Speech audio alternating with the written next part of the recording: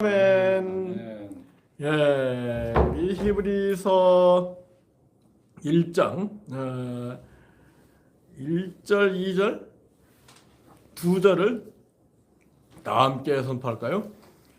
옛적에 선지자들을 통하여 여러 부분과 여러 모양으로 우리 조상들에게 말씀하신 하나님이 이 모든 날 마지막에는 아들을 통하여 우리에게 말씀하셨으니 이 아들을 만유의 상속자로 세우시고 또 그로 말미암아 모든 세계를 지으셨느니라. 기본적으로 좀 어렵잖아요, 그죠? 옛적에 선지자들을 통하여 여러 부분과 여러 모양으로 우리 조상들에게 말씀하신 하나님이 이 모든 날 마지막에는 아들을 통하여 우리에게 말씀하셨으니 이 아들을 만유의 상속자로 세우시고 또 그로 말미암아 모든 세계를 지으셨느니라. 히브리서 전체 1장부터 13장까지를 이렇게 그 통독을 해가면요, 히브리서는 그 히브리라는 게 유대인을 얘기하잖아요. 구약 시대 유대교를 믿던 히브리인들에게 복음을 소개하는 책이다. 구약과 신약의 차이, 율법과 복음의 차이를 가장 대조적으로 극명하게 잘 설명하고 있는 성경이 히브리서입니다.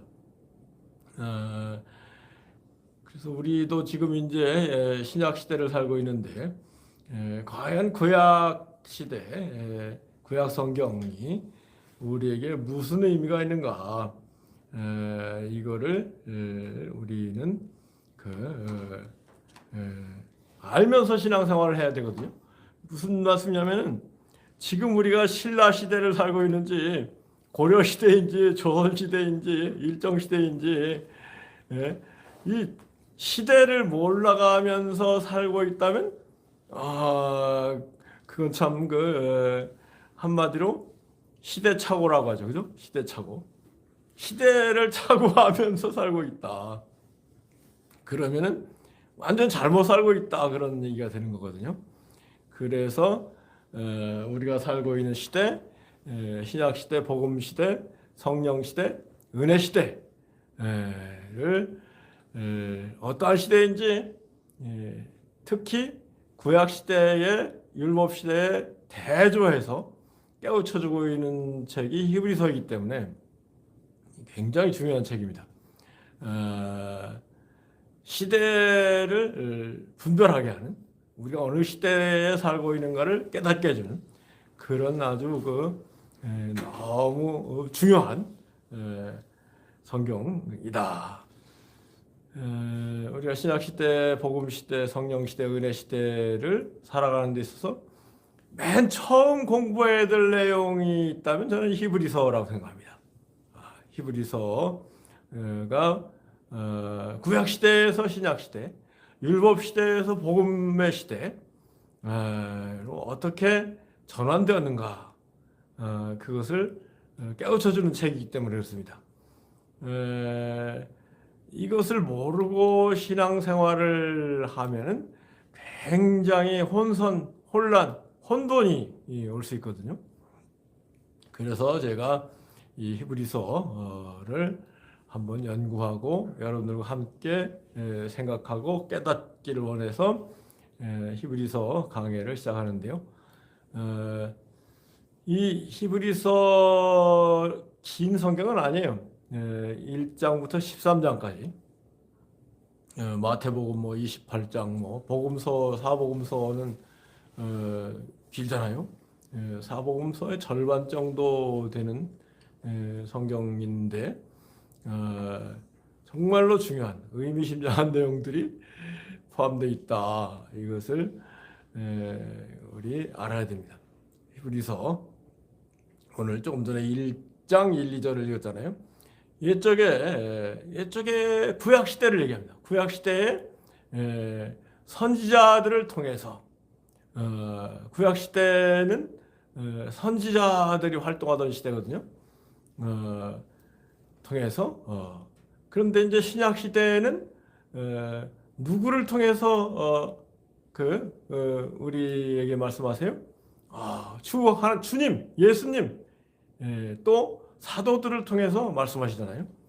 그 선지자들과 우리 주님, 주 예수님의 차이가 어떠한가, 이거를 깨우쳐 주려고 이런 시작을 하는 거예요. 옛적에 구약시대 선지자들을 통해서 대표적인 선지자가 아브라함도 선지자거든요. 모세가 최고의 선지자, 구약시대에. 엘리야, 이사야, 다니엘, 이런 구약시대 선지자들이 있었죠. 그 선지자들을 통해서 말씀하신 하나님이 이 마지막 날, 이 신약시대는 이제 말세라고 하잖아요. 세상이 종말을 보았다. 천국이 시작됐다. 이게 신약시대입니다. 회개하라 천국이 가까웠느니라 그러잖아요. 천국이 시작됐다. 그래서 천국이 시작되려면 세상이 종말을 고해야 천국이 시작되는 거거든요. 세상이 안 끝났는데 천국이 시작된다 이런 건 없습니다. 그래서 신약시대에 세상에 대하여는 죽은 자가 될 때 자기를 부인하고 육적인 삶의 종지부를 찍을 때 영적인 세계, 그 신약 복음의 천국의 시대가 열리는 거거든요. 아멘이죠? 요거를 잘 알면은 이 시대에 우리가 천국을 앞당겨 사는 축복을 누립니다. 이거를 모르면은 무슨 시대를 살고 있는지 몰라요. 그래가지고 죽은 다음에 천국 가는 줄 알죠? 네? 그것도 틀린 건 아닌데 우리 주님과 함께 천국에 왔거든요. 우리 주님이 우리에게 천국을 주셨거든요. 그 천국을 누리는 삶이 신약시대 성도의 삶인데 그런 그 신앙의 세계가 있는지도 모르고 신앙생활하는 걸 보면은 우선 예수님이 우리 주님이 답답하실 것 같아요. 야, 나는 너희들에게 천국을 주기 위해서 십자가에 못 박혀 죽기까지 했는데 너희들은 천국에 대해서 관심 전혀 없으니 도대체 내가 왜 십자가에 죽었는지 모르겠다. 이러실 수 있을 것 같아요.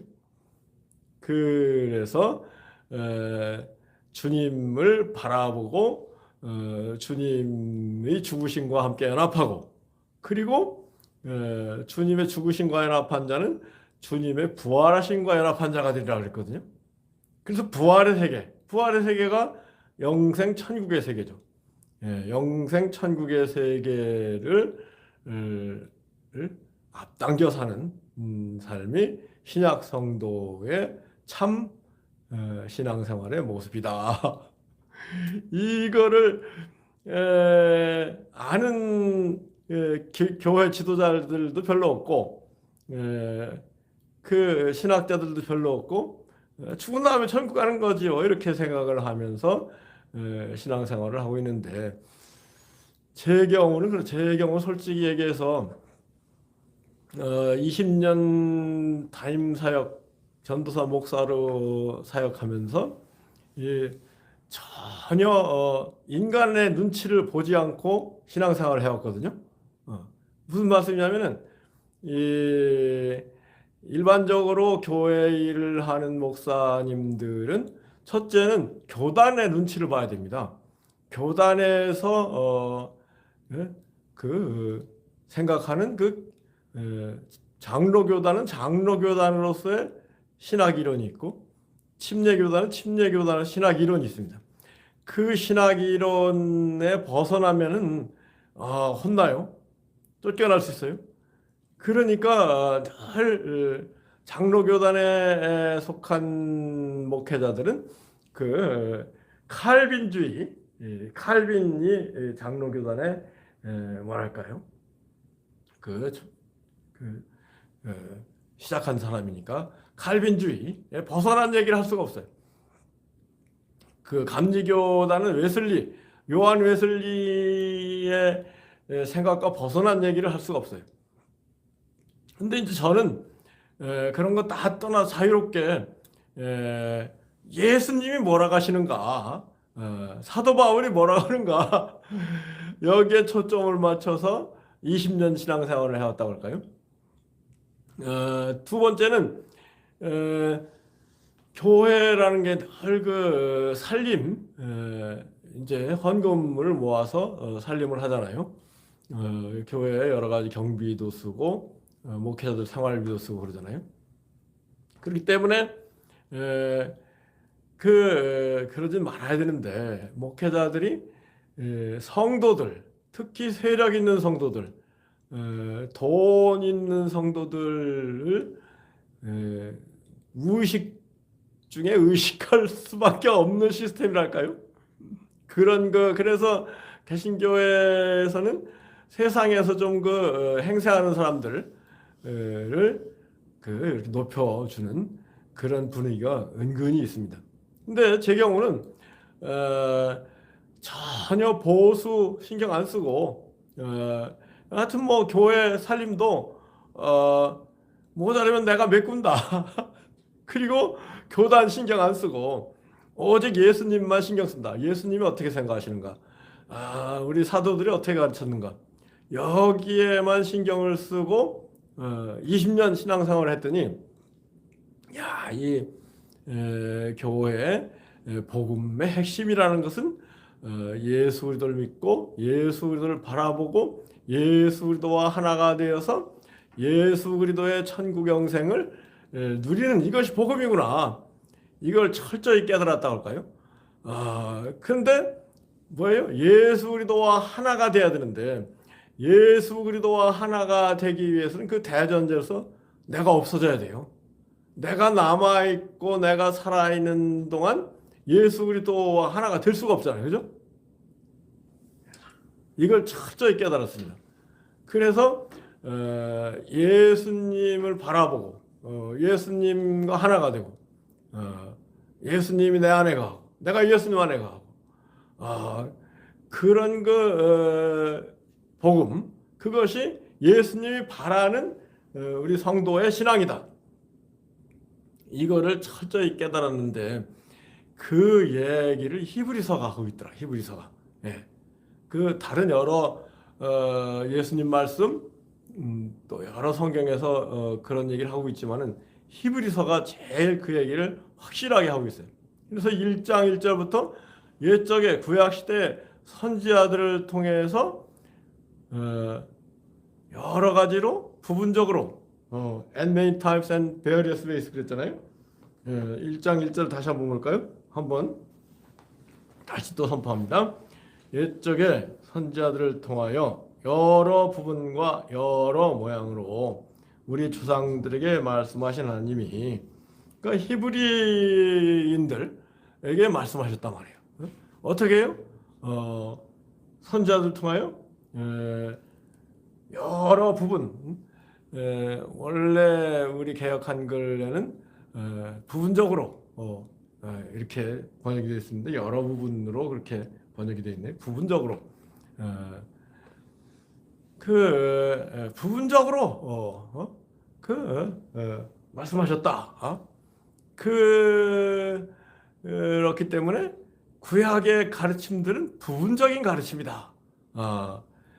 그 대표적인 내 얘기가 뭐냐면요. 이 코끼리, 엄청난 큰 코끼리, 장미 코끼리 만지기라고 하잖아요. 그 부분적으로 어떤 선지자는 하나님의 나라가 코 같다. 어떤 선지자는 귀 같다. 어떤 선지자는 발 같다. 어떤 선지자는 꼬리 같다. 어떤 선지자는 배 같다.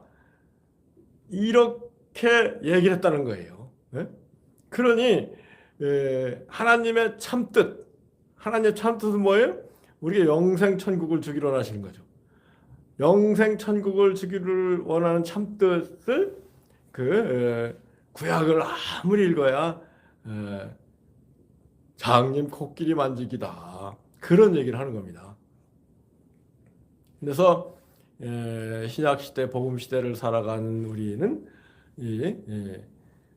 지금 옛적에는 선지자들을 통해서 부분적으로 여러 가지로 부분적으로 and many times in various ways 부분적으로 여러 모양으로 이렇게 말씀하셨다. 그렇지만은 그 신약 시대에는 주님을 통해서 완전하게 모든 것을 코끼리가 이런 것이다 고 말씀하셨다. 그런 아주 어마어마한 선언이거든요. 그래서 하나님의 하나님 뜻이 뭐라고 했어요? 영생 천국을 주기를 원하시는 거예요. 네. 영생 천국을 주기를 원하시는 하나님의 뜻을 우리 주님의 사복음서에 나와 있는 주님의 말씀들을 주의 깊게 보면은 주님은 전부 우리에게 영생 천국을 말씀하시기 전에 처음부터 회개하라 천국이 가까웠다 그러잖아요. 그리고 천국은 성령으로 거듭나야 천국에 들어간다. 너희가 성령으로 거듭나지 천국에 결코 들어갈 수 없다 그러잖아요. 그래서 침례 요한이 예수님 뭐라고 그런 거였어요? 보라 세상 죄를 지고 가는 하나님의 어린 양이로다.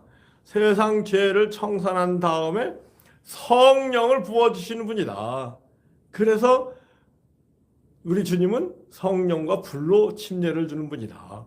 그 성령을 받으면 성령 안에 천국이 있다. 이게 로마서 14장 17절에서 사도 바울이 천국은 먹고 마시는 세상적인 물질적인 것이 아니고 성령 안에서 의와 평화와 기쁨의 나라가 천국이다. 할렐루야. 그래서 이러한 뜻을 신약 시대, 복음 시대는 우리 주님께서 완전하게 단번에 말씀하셨으니 이제는 복음 중심으로, 신약 중심으로, 우리 주님 중심으로 신앙생활을 해야 되지 않겠느냐. 이게 이제 히브리서의 핵심입니다. 히브리 1장부터 13장까지 계속 반복해서 얘기하는 게 구약 율법 가지고는 불완전하다. 부분적이다.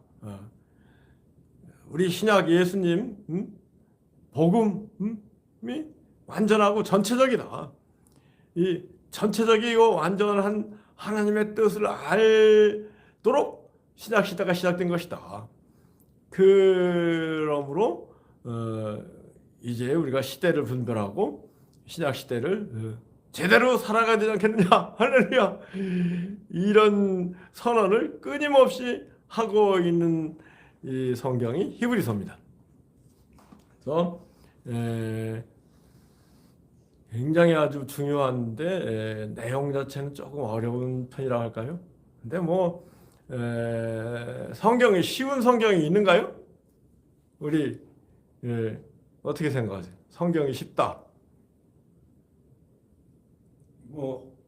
쉽다고 볼 수도 있고요. 회개하라 천국이 가까웠느니라 했는데 회개가 진짜로 뭐냐? 왜 회개하면 천국이 가까이 온다겠느냐? 심령이 가난한 자가 복이 있으니 천국이 될 것이다. 우리 한장로님, 심령이 가난한 자가 복이 있으니 천국, 이게 산상설교 8복의 처음이잖아요. 그럼 뭔지 아시겠어요? 알 듯 모를 듯 하죠. 심령이 가난한 자가 복이 있으니 천국이 될 것이다. 좀 뜻이 알다가도 좀 이렇게 되면 맞을 것 같고 또 이렇게 또 틀 것 같기도 하고 그러네. 알 듯 모를 듯한 가르침들이 가난한 자가 또 꼭 천당을 가라는 법도 없을 거고. 지금 세상 사람들은 안 가난하게 살면 좋은 거고. 신약의 메시지들하고 구약의 메시지, 구약 성경하고 신약 성경 가운데 어느 쪽이 더 어려울까요? 어쨌든 구약이 더 쉽죠. 구약은 율법이니까. 정확히 보셨네. 네. 구약은 흥미진진하고 막 그 스토리가 전개되고 하나님 순종하면 하나님께서 함께 해주시고 도와주시고 불순종하면 벌 받고 네. 그런 얘기들이 구약 얘기잖아요. 그리고 구약 얘기는 좀 쉬운 편이에요. 근데 신약은 천국, 성령, 이런 영생 이런 얘기인데 이 영생, 천국, 성령을 깨닫기 위해서는 우리 자신이 성령의 사람이 돼야 우리가 성령으로 거듭나야 우리가 성령 충만해야만 이거를 정확히 할 수 있다 할까요? 그래서 성령 충만, 성령으로 거듭나기 전까지는 신약 복음의 시대는 어렴풋하게 흐릿하게 보이는 거예요. 그래서 지금 우리가 신앙생활하면서도 영생, 천국 흐릿하잖아요. 확실하지 않잖아요. 그 이유가 그 자체가 성령의 세계이기 때문에 성령의 세계는 성령으로만 깨달을 수 있는 거 아니겠어요? 네. 예. 구약 시대에는 성령이라기보다는 이 세상의 인간사, 역사가 이렇게 펼쳐지기 때문에 그 성령이 없어도 이해가 돼요. 근데 신약 얘기들은 이게 전부 성령으로 거듭난 사람만이 이런 세계가 있구나. 이런 세계에 갈 수 있도록 예수님이 오셨구나. 영생 천국에 가는 데 있어서 제일 방해가 되는 것은 죄의 문제구나. 그 죄의 문제를 청산하기 위해서 우리 주님이 오셔서 십자가에 못 박혀 죽으셨구나. 그것을 바라보고 죄 용서를 받고, 근데 근본적으로 죄 용서를 받았다는 것은 우리 죄악 덩어리인 우리 자신을 십자가에 못 박을 때 성령님이 오시고 예수님이 오시고 성령으로 거듭나는 일이 생기고 그리고 영생 천국을 바라보게 되는구나. 이게 이제 깨달아진다 할까요? 이거를 구별을 못하고 신앙생활을 하면은 우리가 이거 일정 시대를 살고 있느냐? 일정 시대 우리 조선 사람들은 얼마나 비참했겠어요. 예? 말로 다 할 수 없었죠.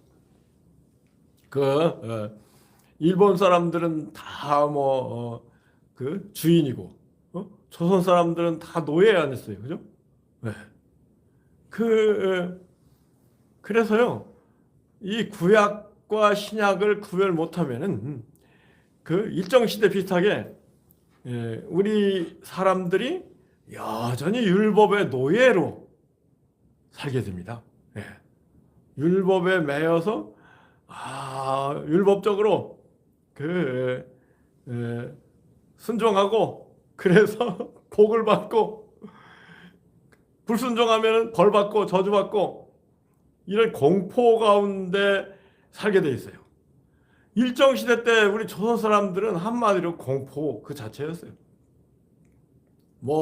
조선에 2천만 명이 있었다고 하는데 2천만 명 중에 일사오적 완전히 일본의 꼬붕이 된 사람들 한 100명이나 1000명을 빼고 나머지 2천만 명 전부는 벌벌 떨면서 일본 헌병이 나타나면은 아이고 바지에 오줌 싸가면서 비참하게 살았는데 이제 해방이 왔잖아요. 2차 대전 미국이 원자폭탄을 일본 히로시마 나카사키에 터뜨려가지고 일본 천황이 항복 나는 신이 아니요 항복합니다. 그래서 이제 그 덕분에 우리나라에 해방이 왔죠.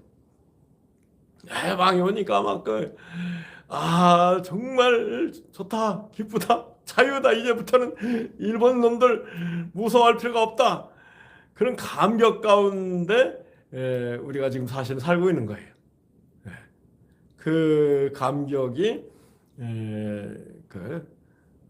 우리 지금 누려져야 되는데 지금은 또 하여튼 뭐 남북 분단이 되고 6.25 때문에 또 뭐 남쪽도 남남 갈등이 있고 빈부격차가 있고 나름대로 별 감격이 없지만은 원래는 우리 한번 생각해 보세요.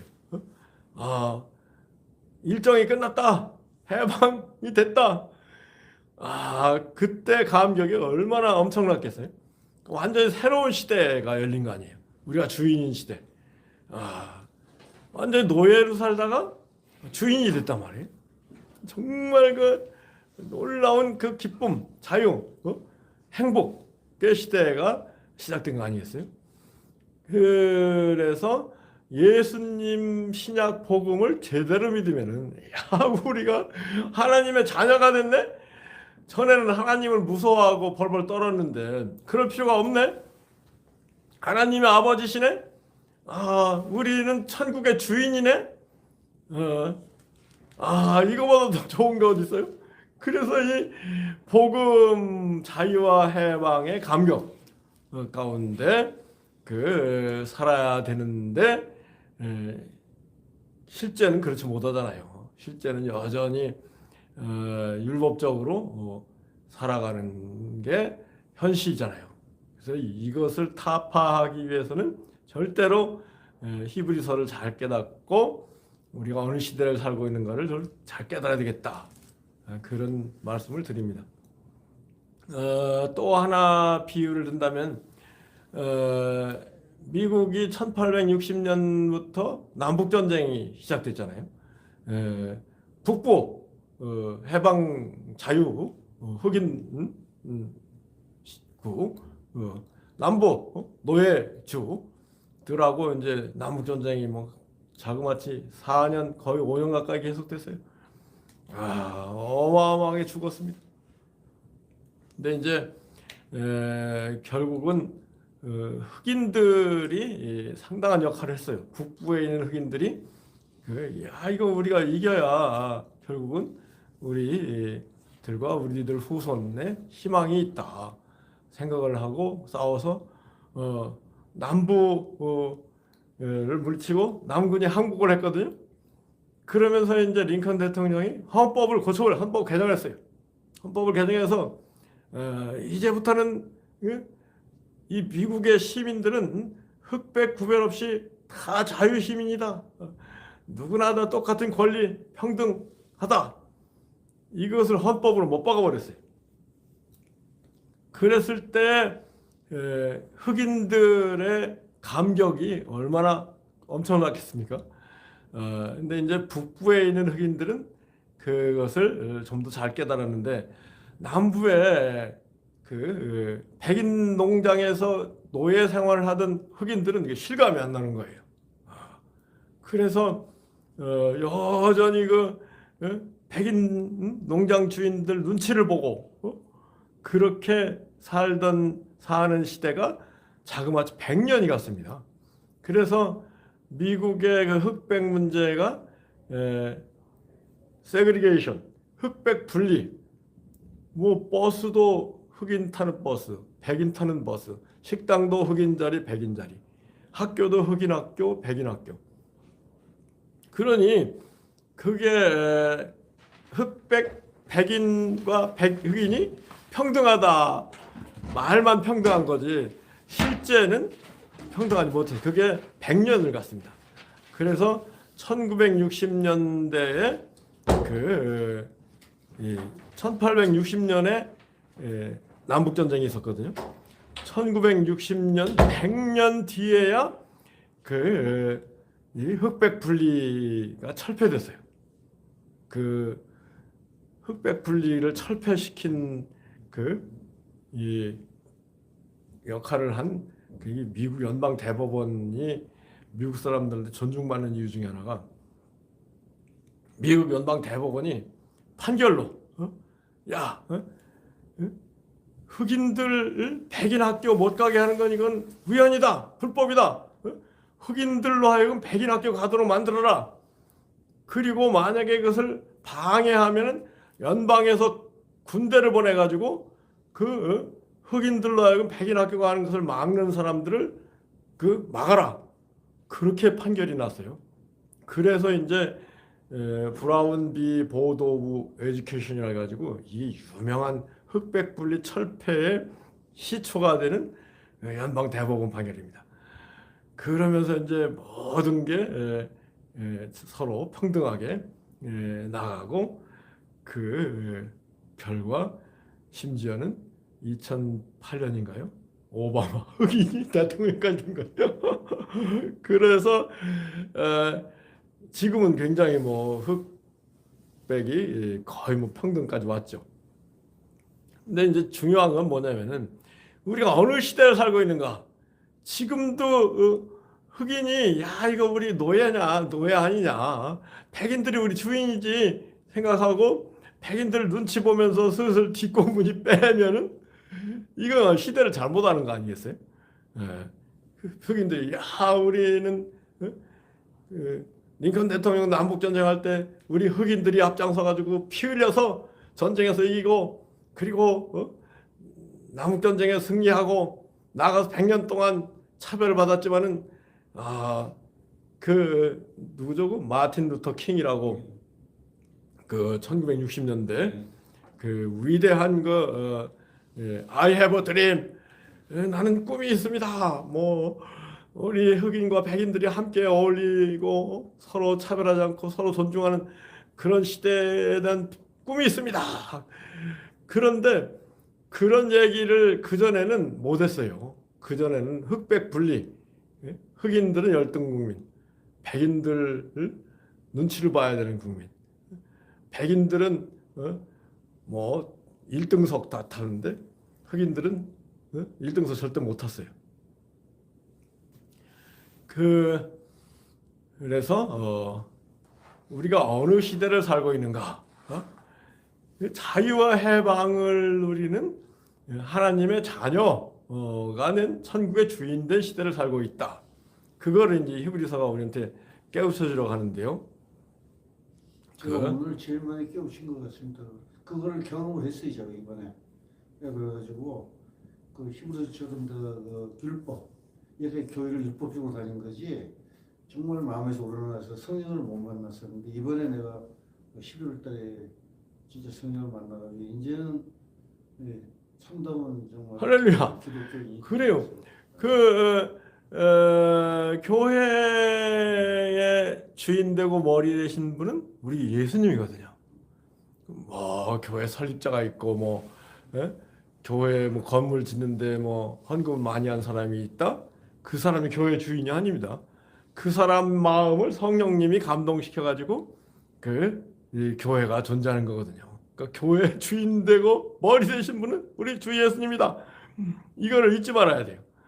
그리고 우리 아버지 집이다. 아멘. 우리 예수님의 집이다. 교회.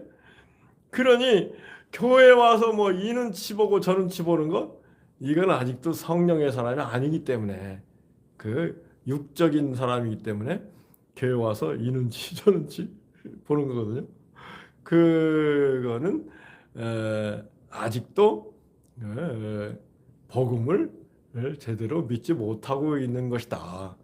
이것을 우리가 잘 깨달아야 됩니다. 그래서 결론적으로 구약 시대 구약 성경을 아무리 들여다봐야 장인 코끼리 만지듯이 하나님 뜻을 부분적으로 어렴풋하게 알 수밖에 없다. 이게 히브리서입니다. 그러니 이제는 우리 주 예수님은 하나님의 본체이시면서 하나님이시면서 하나님의 아들이다. 이게 그 예수님이거든요. 삼위일체. 예수님은 하나님의 본체. 그래서 우리 오늘 기왕 본체 얘기가 나왔으니까 히브리서 3절까지 우리 한번 볼까요? 3절. 3절에 한번 다 함께 읽을까요? 이는 하나님의 영광의 광채시요 그 본체 형상이시라. 그는 자기 능력의 말씀으로 만물을 붙드시며 만물을 보존하시는 분입니다. 죄를 정결케 하는 일을 하시고 죄를 깨끗하게 하시고 높은 곳에 계신 지극히 크신 오른편에 그네 앉으셨느니라. 우리 그는 교수님 한번 다시 처음 3절 처음부터 읽어보세요. 예, 이거는 우리 예, 세 번역으로 세 번역으로 한번 읽어보세요. 예. 예. 그는 하나님의 영광의 광채시요 하나님의 본체대로의 모습이십니다. 됐습니다. 본체의 형상이다. 이렇게 개역 성경에 되어 있는데 본체의 모습이다. 그랬잖아요. 예. 그래서 예수님은 하나님의 본체다. 그랬거든요. 그 선지자들을 하나님의 본체라고 할 수 있겠어요? 불가능하죠. 네. 그 본체가 아닌 선지자들, 이를테면은 달을 태양이라고 하겠습니까? 달은 태양을 받아가지고 반사하는 것뿐이죠. 예. 선지자들은 그런 입장에 있는 거거든요. 그런데 예수님은 본체 자체다. 예수님은 태양이다. 태양이 너무 멀리 있고 너무 뜨거워서 나타날 수 없으니까 사람의 몸을 입고 오신 분이 예수님이다. 그래서 예수님을 통해서 하나님의 전체의 모습이 드러났다. 하나님의 본 마음, 하나님의 본 뜻이 드러났다. 이게 이제 이 히브리서의 선언입니다. 이 예수님이 하나님의 본체라는 것은 다른 성경에 또 있어요. 빌립보서 2장에서도 그는 근본 하나님의 본체이다. 예수님은 근본이 하나님의 본체시다. 하나님 자체다. 그런 얘기죠. 또 골로새서에서도 그리스도는 하나님의 본체시니라. 그런 얘기가 나와요. 이 세 번이나 성경은. 이것을 우리가 알면서 하나님의 본체, 하나님 자체이신 분이 말씀하신 복음을 믿고 그 죄로부터 해방되고 성령을 받아서 하나님의 자녀가 되고 영생 천국의 주인 되어서 그러한 영생 천국의 삶이 뭐 육신의 장막을 벗는 게 이제 일종의 뭐 이 세상의 삶에 종집을 찍는 거 아니겠습니까? 종집을 찍든 안 찍든 죽든 안 죽든 그 영생 천국의 삶이 계속되는 것, 이게 복음인 것입니다. 그냥 뭐 이 살 동안 이렇게 뭐 육적으로 기복적으로 살다가 죽은 다음에 겨우 천국에 가는 것, 이거는 저는 조금 하수 차원 낮은 신앙이다. 하나님의 본체, 하나님의 본뜻, 예수님의 참뜻을 모르는 사람들의 얘기다. 그게 제가 20년 동안 자유롭게 사역을 하면서 내린 결론입니다. 그래서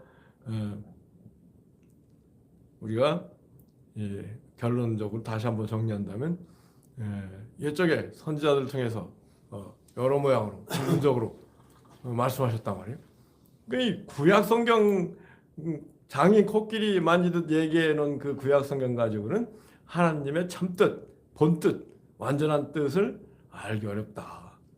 그러므로 구약 성경은 우리가 무시할 필요는 없다 생각합니다. 구약 성경은 참고로 구약의 기초에서 예수님이 오셨다. 구약에 예언된 대로 예수님이 말씀하시고 활동하셨다. 이런 걸 확인하는 의미가 있어요.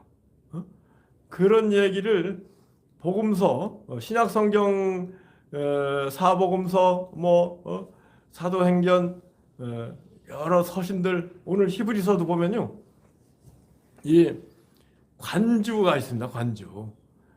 옛적에 이렇게 말씀하셨다. 그런 관주를 보면 시편 몇 편 어디 이렇게 인용이 돼 있어요. 이 우리 주님도 누가복음 4장에 보면 그 제일 먼저 주님이 설교한 본문이 이사야 60장입니다. 주 하나님의 신이 내게 임하셨다. 이사야가 그렇게 예언했거든요. 주 하나님의 신이 내게 임하셨으니 내 기름을 부으사 가난한 자에게 아름다운 소식을 전하게 하시리라. 가난한 자에게 아름다운 소식. 이게 놀라운 얘기입니다. 구약은 가난한 자들 사람 취급 안 했어요. 저주받은 걸 취급했거든요. 지금도 유대인들은 가난한 자가 복이 있다고? 무슨 얼어 죽을 얘기야. 가난은 저주야. 부자가 복 받은 거야 해가지고 유대인이 악착같이 돈 모으잖아요. 유대교에서는 가난한 거는 저주입니다. 그건 완전히 벌 받는 거예요. 예? 그래서 유대인들이 예수님을 못 믿는 이유 중에 하나가 예수님이 가난한 자가 복이 있다 그러셨기 때문에. 그런데 우리 주님은 가난한 자에게 아름다운 소식, 복음, 천국, 가난한 자가 천국을 차지한다. 부자들은요 천국 얘기해야 콧방귀 끼고 관심도 없어요. 이 세상에서 엔조이해야지 무슨 천국을 위해서 희생하고 헌신한다는 거, 그런 거 싫어. 그 부자들한테는 아무리 천국 얘기를 해야 씨가 안 먹혀요. 그래서 우리 예수님 뭐라고 했어요? 부자가 천국 가기는 약대가 바늘게 힘들다 그러신 거예요. 근데 예수님 말씀을 잘 듣고 잘 따른 사람들은 가난한 사람들이었어요. 예수님의 12제자 베드로, 요한, 야고보, 안드레 다 가난뱅이들이었죠. 공부도 별로 안 했고 그런 사람들이 예수님을 따라다니면서 예수님을 믿고 천국을 차지한 거예요. 심지어는 우리 예수님이 늘 세리와 창기가 천국에 먼저 간다 그런 말씀 많이 하셨잖아요. 바리새인들 막 폼 잡는 부유한 종교 지도자들, 막 거룩하게 보이는 종교 지도자 바리새인들, 너희들은 천국에 못 들어가. 이 예수님이 끊임없이 너희들은 절대 천국에 못 들어가 이렇게 말씀하신 반해서 세리와 창기가 먼저 천국에 들어간다 그러셨거든요. 그러니까 이게 자기를 부인하기 좋은 조건에 있는 사람들이 예수님을 잘 받아들이고 예수님과 연합하고 예수님과 하나가 되고 천국을 차지하는 거예요. 이게 어마어마한 예수 혁명인데, 아멘이죠? 근데 구교, 카톨릭 어때요? 카톨릭에서 가난한 자들 대접하는가요? 카톨릭은 왕하고 귀족 편에 서가지고 늘 가난한 사람들, 평민들 핍박하다가 빵 터진 게 뭐예요? 프랑스 대혁명. 프랑스 대혁명이 왕하고 귀족하고 신부들이 막 일반 평민들을 막 억압하니까 평민들이 이런 법이 어딨냐고 들고 일어난 프랑스. 그러니까 카톨릭이 지금도 뭐랄까요? 신용은 하죠. 지금 많이 개혁이 됐지만은, 그렇지만은 카톨릭 역사가 2000년이잖아요. 카톨릭 2000년 역사를 이렇게 보면은 왕들이 카톨릭 편을 들었어요. 그러니까 카톨릭 신부들도 왕 편을 들어가지고 왕의 통치, 왕이 독재를 하는데 도와준 게 이게 신부들입니다. 그래서 지금도 하여튼 순수한 신부님들이 많이 있죠. 순수한 신부님들이 가난한 자를 위해서 활동하는 분들이 있지만은 카톨릭의 큰 흐름은 그게 이제 AD 313년 밀라노 칙령에 의해서 콘스탄티누스 대제가 기독교를 공인했잖아요. 기독교 공인하기 전까지는 기독교인들은 전부 죄인이었어요. 기독교인 죽여도 죄 짓는 게 아니었거든요.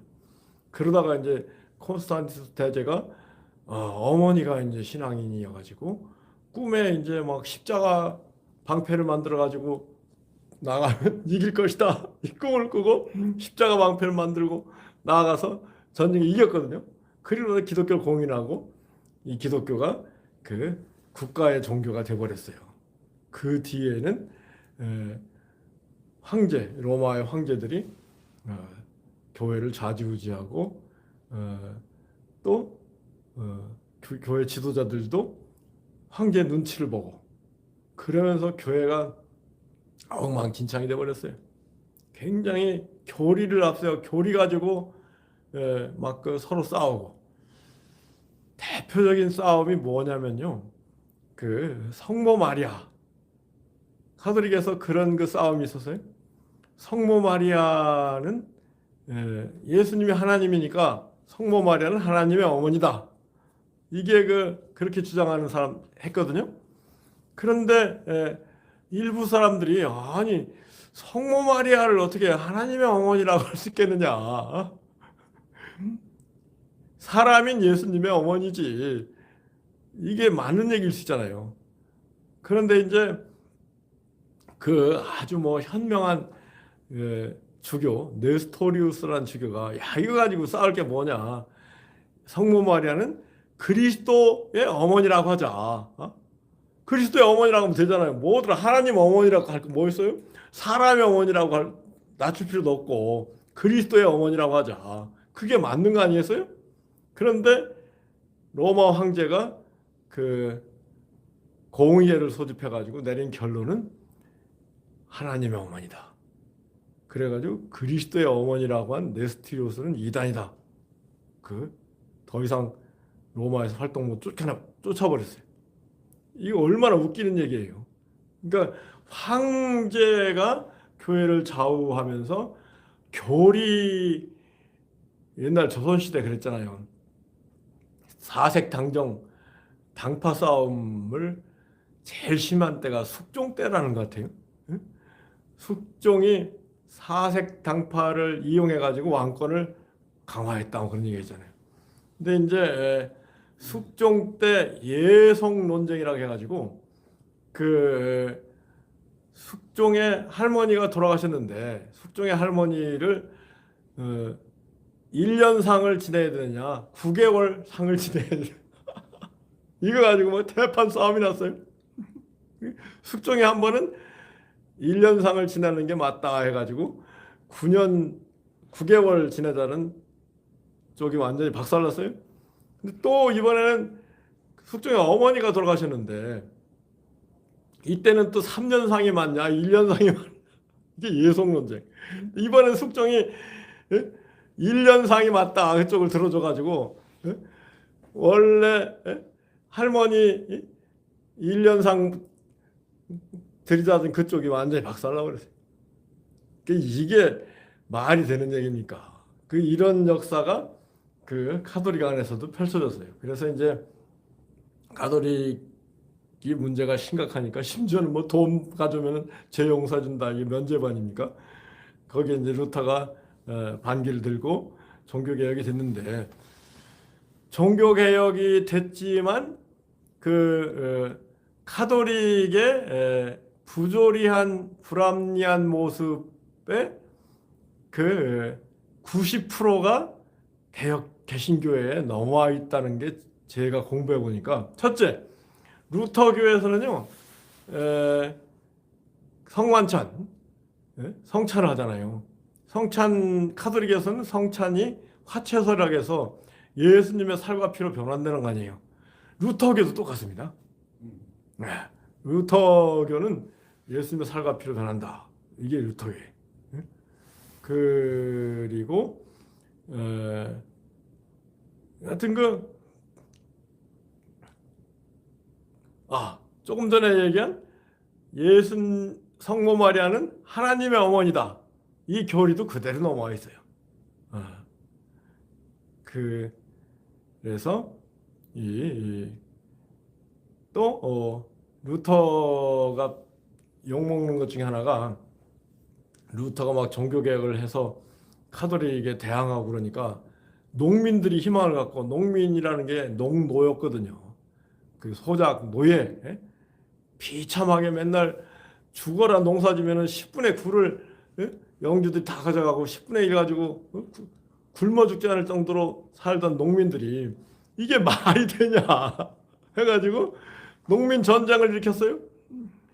그래가지고 막 그 영주들이 전전긍긍하는데 처음엔 루터가 농민들 저희가 맞긴 맞는데 만약에 이걸 그냥 놔뒀다가는 완전히 공산주의 혁명 비슷하게 돼버리니까 이거는 사회가 너무 혼란이 오겠다 생각해가지고 영주들 편을 들어가지고 농민 전쟁을 일으킨 농민들을 죽이라 해가지고 30만 명이 죽었어요.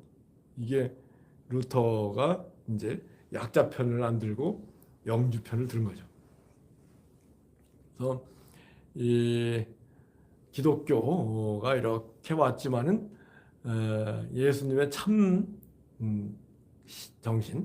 정신보다는 여전히 잘못된 그 구교의 전통, 우리 교회에도 그런 전통이 많이 들어와 있다. 이런 걸 저가 20년 동안 이렇게 저렇게 그 신앙생활을 하면서 교회 일을 하면서 결론입니다. 그렇지만은 하나님의 참뜻은 우리 예수님 가난한 자가 복이 있다. 애통하는 자가 복이 있다. 낮은 자가 복이 있다. 이런 거 예수님 순수한 어린이가 복이 있다.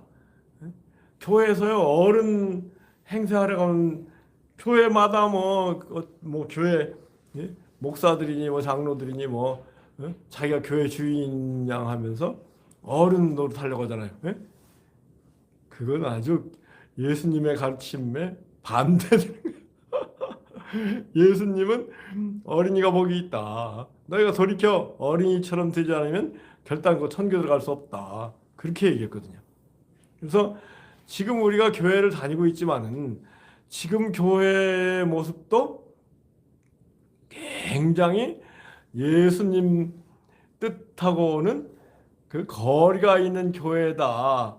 이런 생각을 자각이 좀 있어야 된다는 게 제 생각입니다.